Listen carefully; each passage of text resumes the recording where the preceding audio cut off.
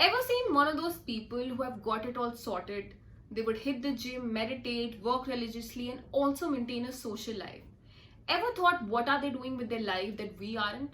क्योंकि time तो उतना है उनके पास भी.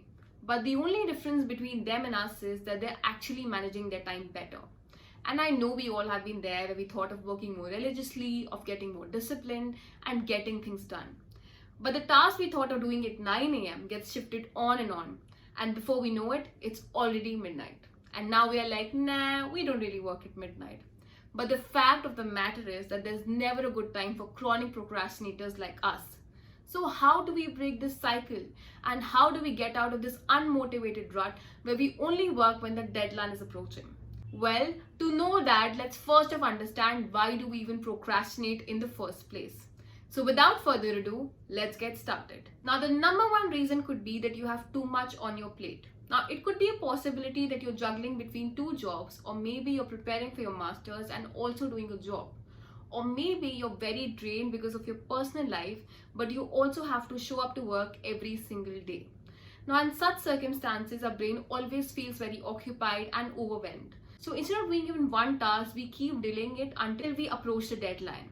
For example, let's say you work for an event company and you have to approach few vendors for your next campaign. So you go to your office and you open your laptop, you check your Excel sheet and you see the list of vendors. And you're like, what?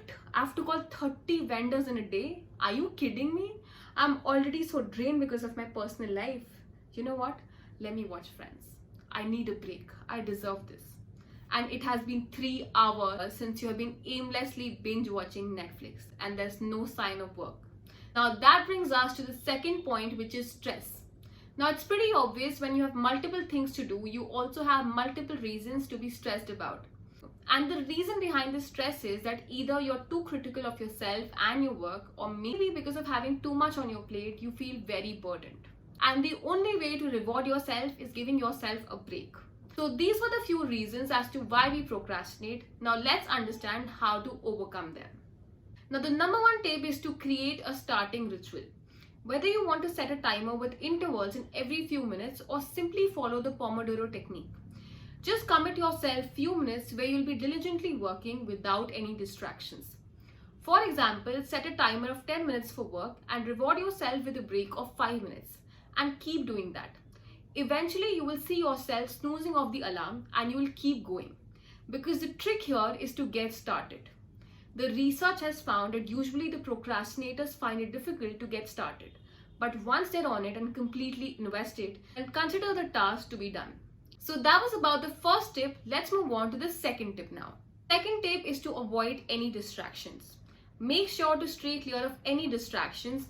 Keep your phone on DND mode or keep it totally away from your workstation. Now you might feel that 5 minutes of scrolling Instagram or talking to a friend wouldn't really harm. But before you know it, it's already going to be half an hour.